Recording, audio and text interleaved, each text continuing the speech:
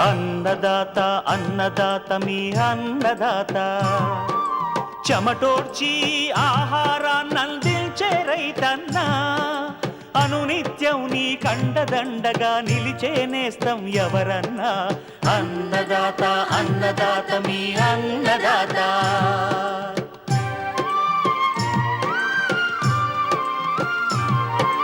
నూతన రీతుల సాగుబడికి, నూరింతలు పెరిగే దిగుబడికి సూచనలిచ్చే సస్య రక్షణకు, పశు పోషణకి శాస్త్ర విజ్ఞానం అందించి ముందుకు నడిపే తెలుగు రైతు భారతదేశానికి మకుటం అయ్యేలా తీర్చిదిద్దే ఆశయంతో మిమ్ము మేలు కొలిపేది అన్నదాత. అన్నదాత అన్నదాత మీ అన్నదాత. అన్నదాత అన్నదాత మీ అన్నదాత. అన్నదాత ప్రేక్షకులకు నమస్కారం. ఈనాటి ముఖ్యాంశాలు: వ్యవసాయ వ్యర్థాలను సమర్థంగా వినియోగించుకునే పద్ధతులు, వేసవి టొమాటో సాగులో మెలకువలు,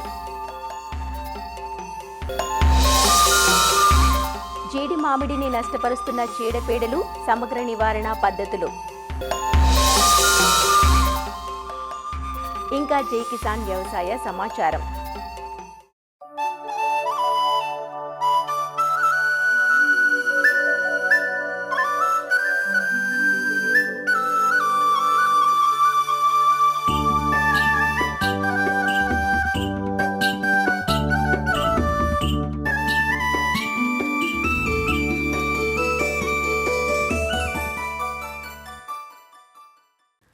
రైతుకు పంటలు పండించడం ఒక ఎత్తు అయితే, పంట పూర్తయిన తరువాత వాటి వ్యర్థాలను భూమిలో కలపడం మరొక ఎత్తు.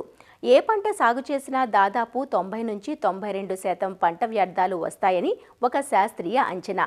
కోతలు పూర్తవగానే పంట మోళ్లను భూమిలో కలిదున్నినా అవి పూర్తిగా చివకటానికి చాలా సమయం పడుతుంది. అందుకే చాలామంది రైతులు పంట వ్యర్థాలను తగలబెట్టడం చేస్తున్నారు. కానీ అలా తగలబెట్టడం వల్ల వాయు కాలుష్యం పెరిగిపోతుంది. అంతేకాక భూమికి సత్తువునిచ్చే అనేక పోషకాలు, సూక్ష్మజీవులు నాశనమవుతాయి. అలా కాకుండా వ్యవసాయ వ్యర్థాలను ఉపయోగకరంగా మార్చుకుంటే ఈ నష్టాలను అధిగమించే వీలుంటుంది కదా. మరి పంటల సాగులో వచ్చే వ్యవసాయ వ్యర్థాలను సమర్థంగా ఎలా వినియోగించుకోవచ్చునో తెలియజేస్తున్నారు పశ్చిమ గోదావరి జిల్లా ఉండి కృషి విజ్ఞాన కేంద్రం శాస్త్రవేత్త డాక్టర్ పొడపాటి వినయలక్ష్మి. వరి పంట అవశేషాల సమగ్ర యాజమాన్యం గురించి తెలుసుకుందాం. గత కొంతకాలంగా రైతాంగం కూలీల కొరతను అధిగమించడానికి, కోత ఖర్చు తగ్గించుకోవడానికి వరి కోతను యంత్రాలతో పూర్తి చేస్తున్నారు. ఈ కోత మిషన్లు వరి దుబ్బులను నేల మట్టానికి కోయకపోవడం, అలాగే కోత మిషన్లతో కోసినటువంటి గడ్డి పశువులకు మేతగా ఉపయోగపడకపోవడం, అలాగే గడ్డి పొలంలో ఎక్కువగా ఉన్నందున దమ్ములు సరిగ్గా జరగకపోవడం వంటి కారణాల వలన రైతాంగం ఎక్కువగా పొలంలో మిగిలినటువంటి వరిగడ్డిని తగలబెట్టడం అనేది జరుగుతూ ఉంది. ఈ గడ్డిని తగలబెట్టడం వలన sulphur dioxide, carbon dioxide, carbon monoxide వంటి విషవాయువులు వాతావరణంలో విడుదల చేయబడి వాతావరణం అనేది కలుషితం అవడం అనేది జరుగుతూ ఉంది. భూమి ఉపరితలం పైన ఉష్ణోగ్రతలు పెరగడం, అలాగే సకాలంలో వర్షాలు పడకపోవడం, పడకూడని టైంలో వర్షాలు పడడం, వర్షాలు ఒకేసారి ఎక్కువగా పడడం, ఇలాంటి ప్రకృతి వైపరీత్యాలు కూడా మనం ఎక్కువగా చూస్తూ ఉన్నాము.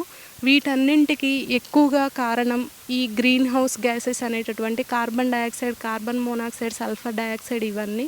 అయితే ఈ వరి పంట అవశేషాలు ఎక్కువగా తగలబెట్టడం వల్ల ఈ విషవాయువులు ఎక్కువగా వాతావరణంలోనికి విడుదల చేయబడి వీటి ద్వారా భూ ఉపరితలం మీద ఈ విషవాయువులు అనేవి ఎక్కువ అవుతూ ఉన్నాయి.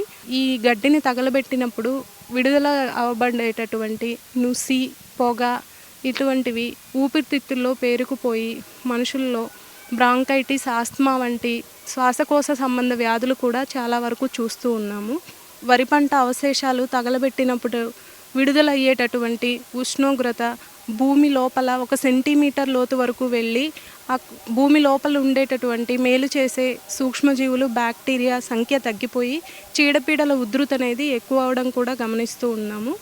1 టన్ను వరిగడ్డిని తగలబెట్టడం వలన భూమి 5.5 కిలోల నత్రజని, 2.3 కిలోల భాస్వరం, 2.5 కిలోల పొటాషియం అలాగే సేంద్రియ కర్బనం కూడా నష్టపోతుంది.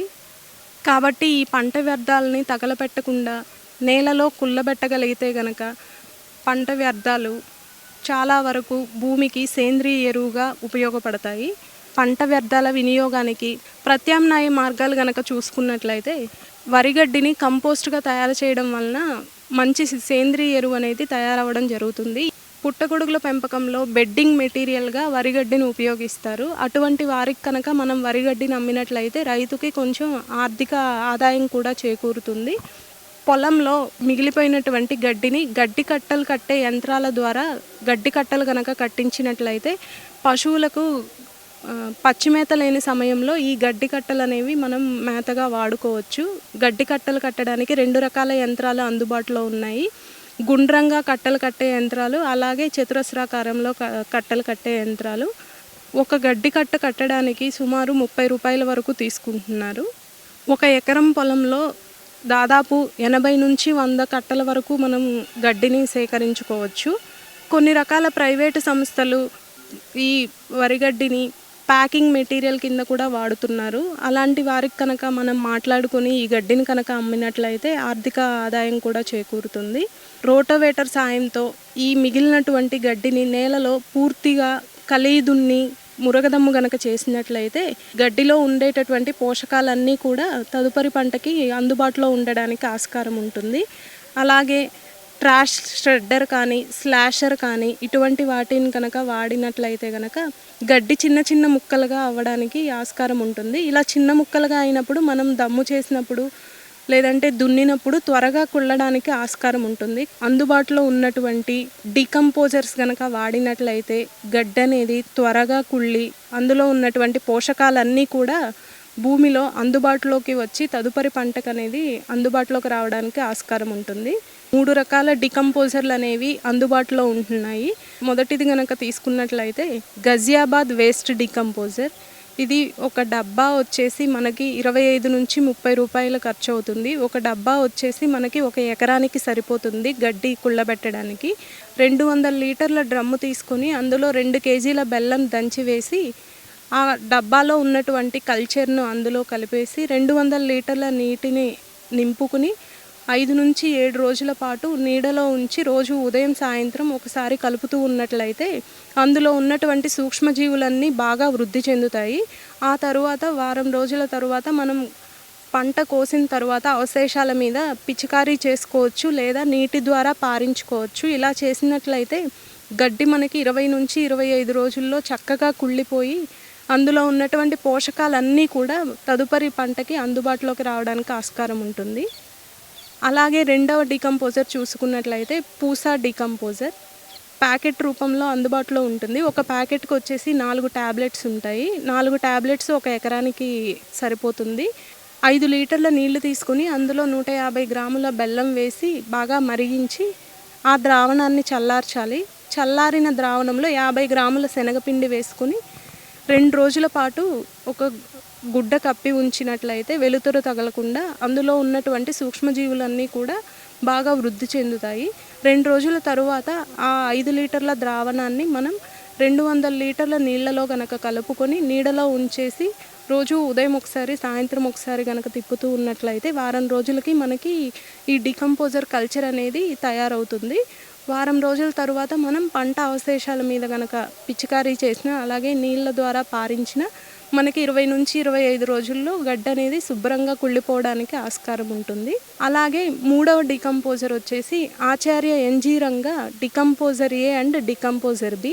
1 కేజీ డికంపోజర్ ఏ అలాగే 1 కేజీ డికంపోజర్ బి తీసుకుని బాగా మాగినటువంటి పశువుల ఎరువు 50 కేజీల నుంచి 100 కేజీలలో కనుక కలుపుకొని పొలంలో కనుక చల్లుకున్నట్లయితే సమానంగా మిగిలిన గడ్డంతా కూడా త్వరగా కుళ్ళి అందులో ఉన్నటువంటి పోషకాలన్నీ కూడా భూమికి అందుబాటులో ఉంటాయి. ఈ విధంగా ఉన్నటువంటి 3 రకాల డికంపోజర్లలో కూడా గజియాబాద్ వేస్ట్ డికంపోజర్ అనేది కాస్త త్వరగా గడ్డి కుళ్ళబెట్టడానికి బాగా ఉపయోగపడుతుంది. మిగిలిన రెండింటితో పోల్చుకున్నట్లయితే మనకి గజియాబాద్ వేస్ట్ డికంపోజర్ కానీ పూసా డికంపోజర్ కానీ ఈ 2 కూడా అమెజాన్లోనే అందుబాటులో ఉంటాయి. అలాగే Acharya NG Ranga decomposer A and decomposer B అనేది మాత్రం మనకి అమరావతి వ్యవసాయ పరిశోధన స్థానం అమరావతిలో అందుబాటులో ఉంటుంది. ఈ 3 డికంపోజర్లలో ఏదో ఒక దానిని వాడుకొని గడ్డిని గనక కుళ్ళబెట్టగలిగితే 30-40% వరకు రసాయన ఎరువుల వాడకాన్ని తగ్గించవచ్చు. అంతేకాకుండా ఈ విధంగా మనం 3-4 సంవత్సరాలు గనక ప్రతిసారి గడ్డిని కుళ్ళబెడుతూ ఉన్నట్లయితే గనక నేలలో సేంద్రియ కర్బనం అనేది బాగా పెరుగుతుంది. సేంద్రియ కర్బనం పెరిగినట్లయితే నేల కూడా ఆరోగ్యంగా ఉంటుంది. అలాగే సూక్ష్మజీవులు కూడా ఎక్కువ సంఖ్యలో ఉండడానికి ఆస్కారం ఉంటుంది. చీడపీడల ఉధృతి కూడా చాలా వరకు తగ్గుతుంది.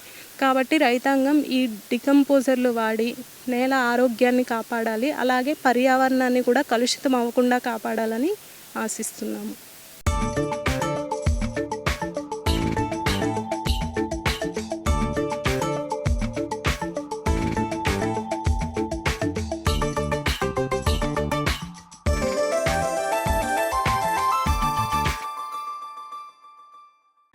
అత్యధిక విదేశీ మారకద్రవ్యం ఆర్జించి పెట్టే పంటల్లో ఒకటి జీడి మామిడి.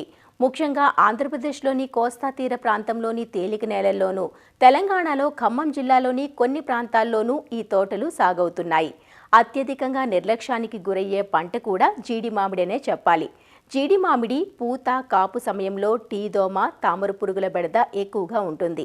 అయితే ఒకానొక పురుగు మాత్రం జీడి మామిడి తోటలకు ప్రాణాంతకంగా పరిణమించింది. అదే వేరు మరియు కాండం తొలచు పురుగు. ఈ పురుగును గుర్తించాక నిర్లక్ష్యం చేస్తే ఇతర చెట్లకు ఆశించే ప్రమాదం ఉంటుంది. కాబట్టి జీడి తోటల్లో రైతులు సమయానుకూలంగా సరైన సస్యరక్షణ పద్ధతులను తప్పక పాటించాలంటూ వివరాలు తెలియజేస్తున్నారు డాక్టర్ వైఎస్ఆర్ ఉద్యాన విశ్వవిద్యాలయం పార్వతీపురం మన్యం జిల్లా ఉద్యాన కళాశాల assistant professor doctor Kranthi Kumar. ముఖ్యంగా ఏంటంటే మనకి ఇప్పుడు లేత చిగుళ్ళు రావడం అనేది స్టార్ట్ అవుతుంది. ఎస్పెషల్లీ లేత చిగుళ్ళు వచ్చేటప్పుడు కీటకాలు దాని మీద ఎఫెక్ట్ అవ్వడానికి ఛాన్స్ ఉంటుంది. సాధారణంగా ఏంటంటే జీడి మామిడిలో చూసుకున్నట్లయితే ఈ టీ దోమ, కాండం మరియు వేరు తుల్చి పురుగు, ఈ లీఫ్ ఫెబ్బర్స్, నెక్స్ట్ త్రిప్స్ రసం పీల్చే పురుగులుకి ఎఫెక్ట్ చేస్తాయన్నమాట. ఈ టీ దోమ ఏం చేస్తుందంటే ఎస్పెషల్లీ లేత చిగుళ్ళు కానీ, లేత పుష్పగుచ్చాలు కానీ, లేత పిందెలను కానీ ఇవి ఏం చేస్తాయంటే వాటిని రసం పీల్చుకుంటాయండి. ఈ రసం పీల్చడం వల్ల వీటిపైన ఎర్రటి జిగురు పదార్థం మనకు కనిపిస్తుంటుంది. అంతేకాకుండా వీటి కాడల పైన నల్లటి కండె వంటి మచ్చలు అనేది కనిపిస్తాయి. దీని తీవ్రత మాత్రం ఎక్కువగా ఉన్నట్లయితే ఏమవుతుందంటే మనకి ఆకులన్నీ ఎండిపోయి చెట్టు మొత్తం మాడిపోయినట్టు మనకి కనిపిస్తూ ఉంటుందన్నమాట. సో అందుకే రైతులు కంపల్సరీగా దీన్ని ఎర్లీ స్టేజ్లోనే కంట్రోల్ చేసుకోవాలంటే రెగ్యులర్ ఇన్స్పెక్షన్స్ చేసుకోవాలండి. ఎస్పెషల్లీ ఎప్పుడైతే మనకి లేత చిగుళ్ళు స్టార్ట్ అవుతుందో ప్రతి వారానికి ఒకసారి జీడిమాడి తోటలను చూసుకున్నట్లయితే ఇనీషియల్ స్టేజ్లోనే మనం కంట్రోల్ చేసుకున్నట్లయితే బాగుంటుంది. దీన్ని నివారించుకోవడానికి మనం ఏం చేసుకోవాలంటే రైతులు కంపల్సరీగా కీటకనాశనలను ఉపయోగించవలసి ఉంటుందండి. ప్రొఫెనోఫాస్ మందునైతే మాత్రం లీటర్కి 1 ml కలుపుకోవాలండి. క్లోరోఫైరిఫాస్ తీసుకున్నట్లయితే లీటర్కి 2 ml కలుపుకోవాలి. అదే మరి లాంబ్డా సైలోహిత్రిన్ మందునట్లయితే 0.6 ml లీటర్ నీటిలో కలుపుకోవాలి. థయోమిథాక్సమ్ తీసుకున్నట్లయితే అది 25 WG ఉన్నటువంటిది 0.2 గ్రాములు 1 లీటర్ నీటికి పిచికారీ చేసుకోవాల్సి ఉంటుందండి. అవసరం మేరకు 10 నుంచి 20 రోజులకు ఒకసారి ఇది పిచికారీ చేసుకోవాల్సి ఉంటుందండి. ఎస్పెషల్లీ ఏంటంటే లేత చిగుళ్ళు టైంలోను, లేత పుష్పగుచ్చాల టైంలోను, లేత పిందె టైంలోను స్ప్రే చేయాల్సి ఉంటుందండి. ఈ ఎస్పెషల్లీ ఈ టీ దోమ అనేది వేప చెట్ల పైన కొన్ని రకాలైనటువంటి కలుపు మొక్కల మీద ఆవాసం ఉంటుంది కనుక అవి కూడా లేకుండా ఉండేలాగా చూసుకోవాలండి. రెండవ ప్రధానమైనటువంటి ఈ కీటకం చూసుకున్నట్లయితే కాండం మరియు వేరు తుల్చి పురుగు అండి. ఇది సాధారణంగా ఏంటంటే నిర్లక్ష్యం చేసినటువంటి జీడి మామిడి తోటల్లోనూ 7 సంవత్సరాల కంటే వయసు పైబడినటువంటి జీడి మామిడి తోటల్లోనూ ఇది సాధారణంగా మనకి ఎఫెక్ట్ చూపిస్తుంది. ఇది సాధారణంగా సంవత్సరం పొడుగునా ఉన్నా కూడా ముఖ్యంగా దీని తీవ్రత ఎక్కువగా ఏంటంటే డిసెంబర్ నుంచి మే కాలం వరకు కూడా ఉంటుందండి. దీన్ని ఎట్లా మనం గుర్తించవచ్చు అంటేనండి ఈ చెట్టుకి ఏమవుతుందంటే ఒకవైపు నెమ్మదిగా ఆకులన్నీ పసుపుగా మారిపోయి ఎండిపోవడం స్టార్ట్ అవుతుంది. అంతేకాకుండా ఇది ఎక్కడైతే ఈ లోపలికి చొచ్చుకుంటుందో ఆ ప్లేస్లో మనకి బంకగా నల్లటి బంక కారణం అనేది జరుగుతుంది. లేదా అంటే ఈ పురుగు తిని దాని వ్యర్థాలను బయటికి చెక్కపొడి రూపంలో కానీ వ్యర్థాలను బయటికి ద్వారా కానీ మనం దీన్ని గమనించవచ్చు. దీని అడల్ట్ ఏం చేస్తుందంటే బియ్యపు గింజ వంటి ఆకారం ఉన్నటువంటి గుడ్లను పెడుతుంది. ఈ గుడ్లు ఏంటంటే వారం రోజుల్లో పొదగబడి ఆ మొక్క కాండం ద్వారా ఏం చేస్తుందంటే లోపలికి ప్రవేశిస్తుంది. లోపలికి ప్రవేశించి ఈ మొక్క కణజాలాన్ని పూర్తిగా తినివేస్తుంది. ఈ మొక్క కణజాలాన్ని తినివేయడం వల్ల ఏం జరుగుతుందంటే ఈ నీరు కానీ ఈ కార్బోహైడ్రేట్లు కానీ ఈ కణజాలాల ద్వారా మనకి ప్రసరణ అనేది జరుగుతుందండి. ఎప్పుడైతే ఈ పురుగు వీటిని తినివేయడం జరుగుతుందో ఉంటుందో మనకి ఈ ప్రెషర్‌ని ఆగిపోయి నెమ్మదిగా ఎండిపోవడం అనేది జరుగుతుంది. అదే ప్లేస్‌లో నుంచి బంక అనేది మొక్క యొక్క ఆ భాగాల్లో నుంచి బంక అనేది రావడం జరుగుతుందనమాట. సో దీన్ని నివారించుకోవడానికి రైతులు ఏం చేయాలంటే రెగ్యులర్‌గా ఇన్స్పెక్షన్ చేసుకోవాలి. అంతేకాకుండా 4 నెలలకు ఒకసారి వేప నూనెను సబ్బును గానీ, ఈ డిటర్జెంట్ గానీ కలిపి దానికి వేప నూనె కలుపుకొని పిచికారీ చేసుకోవాలండి. పెస్ట్ ఎప్పుడైతే అటాక్ చేస్తదో ఈ అటాక్ చేసిన వెంటనే కూడా మొక్క అనేది చనిపోదండి. ముందుగా ఏంటంటే ఒకవైపు యొక్క భాగం ఎండిపోతుంది. ఈ టైంలో కూడా మనం మొక్కని బతికించుకోవచ్చండి. ఎలా అంటే ఎక్కడైతే ఈ యొక్క బంక కారుతుందో ఆ ప్రాంతంలో యొక్క బెరడును కొంచెం చెక్కుకోవాలండి. బెరడు మాత్రం ఎప్పుడూ కూడా రైతులు గుర్తుపెట్టుకోవాల్సిన విషయం ఏంటంటే చెట్టు యొక్క చుట్టూ ఉన్న బెరడుని ఎప్పుడూ డిస్టర్బ్ చేయకూడదు. ఎక్కడైతే బంక కారుతుందో ఆ ప్లేస్‌లోంటి బంకను చెక్కుకొని ఆ లోపల రంధ్రాలు చేయబడతాయి కదండీ! సన్నని ఊచపుల్ల తీసుకొని లోపల ఉన్నటువంటి లద్దె పురుగుని బయటికి తీసివేయాలి. తీసివేసిన తర్వాత క్లోరోపైరిఫాస్ మందునైతే లీటర్‌కి 10 ఎంఎల్ కలుపుకొని బాగా పిచికారీ చేయాలి.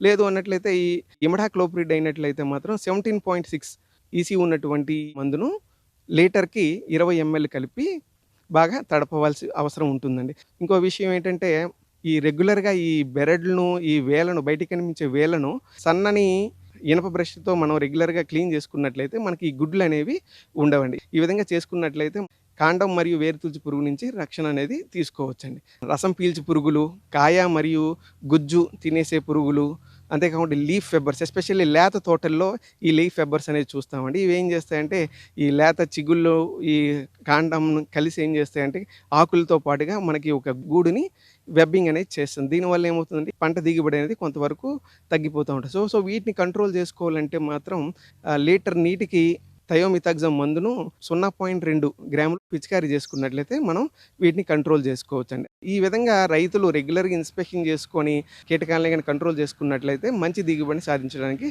అవకాశం ఉంటుంది.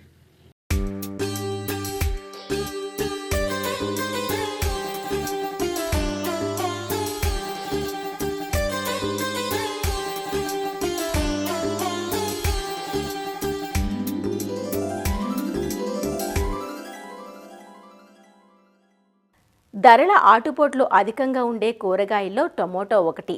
సీజన్తో సంబంధం లేకుండా సంవత్సరం పొడవునా సాగు చేసే పంట కూడా ఇదే.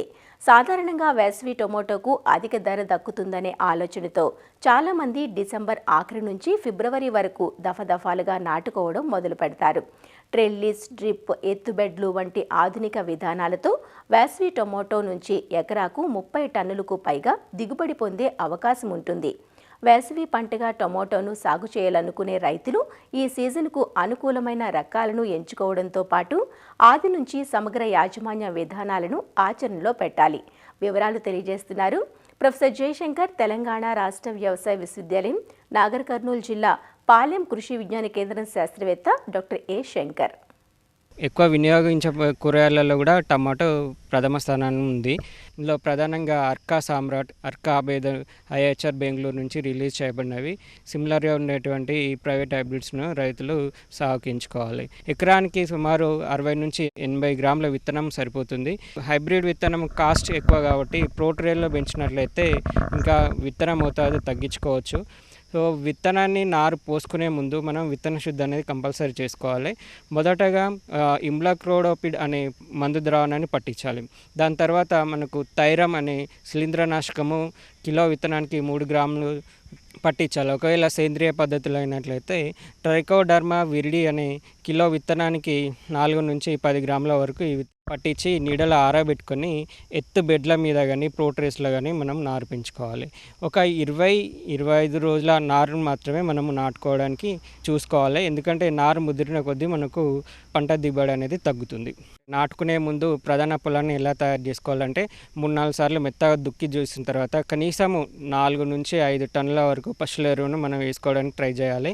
అలాగే నులి పురుగుల సమస్య ఉన్నట్లయితే ఒక 200 కిలోల వేపపిండిని కూడా చల్లుకోవాలి. విధిగా క్రమం తప్పకుండా బయో ఫెర్టిలైజర్స్ని మనము భూమికి అందిస్తూ ఉండాలి. మనం నాటు వేసుకోవడానికి ముందు మనం ఎత్తు బెడ్లు చేసుకోవాలి. 90 సెంటీమీటర్ల వెడల్పుతోని ప్రతి 2 బెడ్ల మధ్యలో 2 ఫీట్ల దూరం ఉంచి బెడ్ మీద మనము 25 మైక్రాన్ల మల్చింగ్ షీట్ని వైట్ కలర్ పైకి వచ్చేలాగా మనం ఏర్పాటు చేసుకోవాలి. నాటుకునే ముందు ఒక డ్రిప్ నడిపినట్లయితే బెడ్ అంతా తడుస్తుంది. మల్చింగ్ పేపర్ మీద ఒక 3 ఇంచుల రంధ్రం చేసుకొని మనం నారును నాటుకోవాలి. నాటి ముందు మనము 150 కిలోల సింగిల్ సూపర్ ఫాస్ఫేట్ అలాగే 40 కిలోల మ్యూరేట్ ఆఫ్ పొటాష్ను మనం ఆకర్దుక్కులోనే వేసుకోవాలి. 130 కిలోల యూరియా ఎరువును దఫాలుగా మనం నీటిలో కరిగించి డ్రిప్ ద్వారా మనం పారించుకున్నట్లయితే పంట అనేది బాగా వేపుగా పెరుగుతుంది. ఇంకా సూక్ష్మ పోషకాల యాజమాన్యానికి వచ్చినట్లయితే ఫార్ములా 6 లీటర్కి 5 గ్రాముల చొప్పున, లేదంటే కనీసం జింక్ 5 గ్రాములు, పొటాషియం నైట్రేట్ 5 గ్రాములు లీటర్ నీటికి కలిపి నాటిన 30 రోజులు, 45 రోజులు, 60 రోజులు అప్పుడు 3 సార్లు పిచికారీ చేసుకోవాలి.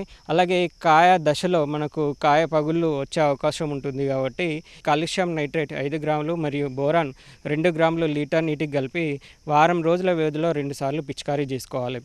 ఇంకా ఈ టమాటాలో మనకు శనగ పచ్చ పురుగు, లద్దె పురుగు అనేది ఎక్కువ సమస్యగా ఉంటుంది.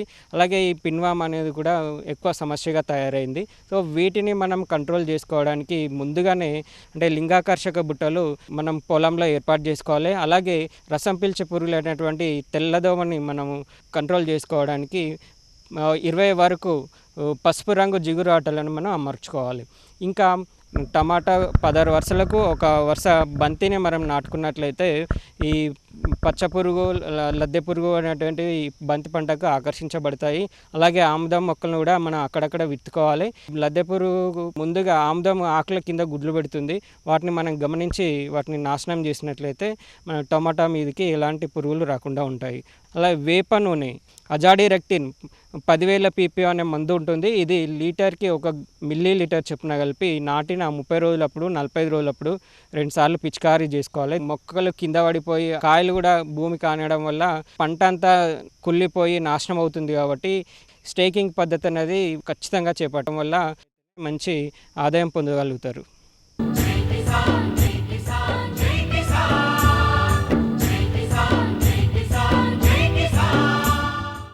వ్యవసాయ సమాచారం ఇప్పుడు జై కిసాన్లో చూద్దాం. ఆచార్య ఎన్జీ రంగా వ్యవసాయ విశ్వవిద్యాలయం గుంటూరు జిల్లా లాం పశు పరిశోధనా స్థానంలో పశువులలో పిండోత్పత్తి, పిండ మార్పిడిపై జాతీయ స్థాయి శిక్షణ కార్యక్రమం ప్రారంభమైంది. శ్రీ వెంకటేశ్వర పశువైద్య విశ్వవిద్యాలయం, రాష్ట్రీయ గోకుల్ మిషన్ సంస్థల సంయుక్త ఆధ్వర్యంలో మొదలైన ఈ కార్యక్రమం డిసెంబర్ 11 నుంచి 20వ తేదీ వరకు 10 రోజుల పాటు జరగనుంది. దేశం నలుమూలల నుండి పలువురు పశువైద్య నిపుణులు ఈ కార్యక్రమంలో పాల్గొన్నారు. లాంలోని ఐవీఎఫ్ ప్రయోగశాలలో ఆధునిక సాంకేతికత శిక్షణ ఏర్పాటు చేశారు. దేశవాళీ ఆవుల్లో పాల ఉత్పత్తి పెంచాలన్న ఉద్దేశంతో కేంద్ర ప్రభుత్వం ప్రత్యేక కార్యక్రమాలను చేపడుతోందని, దీనిలో భాగంగా ప్రత్యేక ప్రయోగశాలలు ఏర్పాటు చేసి ఎక్కువ మంది క్షేత్రస్థాయి సిబ్బందికి ఈ పరిజ్ఞానం చేరవేయడానికి కృషి చేస్తున్నట్లు అధికారులు తెలియజేస్తున్నారు. ఈ ప్రాంతీయ పశు పరిశోధనా స్థానంలో జాతీయ స్థాయి పిండోత్పత్తి మరియు పిండ మార్పిడి అనే అంశం మీద శిక్షణ ఇవ్వడానికి డిసెంబర్ 11వ తేదీ నుండి 20వ తేదీ వరకు 10 రోజుల పాటు జరుగుతుంది. ముఖ్యంగా మా దగ్గర ఉన్నటువంటి state of the art biotechnology laboratory government of India recognise చేసింది. ఇలాంటి శిక్షణ కార్యక్రమం ఇవ్వడానికి భారత ప్రభుత్వం వారు రాష్ట్రీయ గోకుల్ అనే మిషన్ ప్రోగ్రాం కింద దేశవాళీ ఆవుల యొక్క ఉత్పాదక శక్తిని పెంచడానికి ఈ పిండోత్పత్తి మరియు పిండ మార్పిడి కార్యక్రమాన్ని చేపట్టడం జరిగింది. ఇది 2019లో మొదలుపెట్టడం జరిగింది. ఇక్కడ మేము దాదాపు ఈ 4 సంవత్సరాల కాలంలో 1500 ఒంగోలు, గిర్ మరియు ముర్రా జాతి గేదెల్లో పిండములను తయారు చేయడం జరిగింది. ఇలా తయారు చేసినటువంటి పిండములను ఇక్కడ శిక్షణ పొందినటువంటి శిక్షకుల ద్వారా మేము రైతు ముంగిటకు తీసుకెళ్ళడానికి ప్రయత్నాలు ప్రారంభించాము. ఇప్పటికే కొన్ని వందల సంఖ్యలో పిండములను రైతుల యొక్క ఆవుల్లో కానీ గేదెలలోని ప్రవేశపెట్టడం జరిగింది. తద్వారా మంచి పాలసారకులైనటువంటి దూడలు కూడా అభివృద్ధి చెందినని చెప్పడానికి చాలా సంతోషంగా ఉంది. రాబోయే 2-3 సంవత్సరాల వ్యవధిలో కనీసం 1000 నుంచి 2000 వరకు దూడలు ప్రతి సంవత్సరం ఉత్పత్తి చేసి తద్వారా పాల దిగుబడిని పెంచాలనే సదుద్దేశంతో ఈ కార్యక్రమాన్ని ముందుకు తీసుకెళ్తున్నాం. కర్నూలు జిల్లా ఎమ్మిగనూరు మండలంలోని బనవాసి కృషి విజ్ఞాన కేంద్రంలో కిసాన్ మేళా జరిగింది. ప్రస్తుతం సాగులో ఉన్న పంటలు రైతులు పాటించాల్సిన యాజమాన్యంపై కేవీకే శాస్త్రవేత్తలు రైతులకు అవగాహన కల్పించారు. పెరుగుతున్న చలి ప్రభావానికి పంటల్లో పోషకలోప సమస్యలు అధికమయ్యే అవకాశం ఉన్నందున సమగ్ర పోషక యాజమాన్యాన్ని పాటించాలంటూ సూచించారు. అలానే పంటల సాగులో మూసధోరణి కాకుండా మార్కెట్ డిమాండ్ ఉండే పంటలను సాగు చేయాలని వివరించారు. ఈ కార్యక్రమంలో వ్యవసాయ శాఖ అధికారులు, కేవీకే శాస్త్రవేత్తలు, అధిక సంఖ్యలో రైతులు పాల్గొన్నారు. మరిన్ని విభిన్నాంశాలతో రేపటి అన్నదాతలో మళ్ళీ కలుసుకుందాం. నమస్కారం. అన్నదాతలు తమ సందేహాలు, సమస్యలను 1-800-425-4085 టోల్ ఫ్రీ నంబర్లో ఉదయం 10 నుంచి 11 గంటల మధ్య పని దినాలలో సంప్రదించగలరు. ఈ కార్యక్రమాన్ని యూట్యూబ్లో www.youtube.com/అన్నదాత ఈటీవీ లింక్ ద్వారా వీక్షించవచ్చు.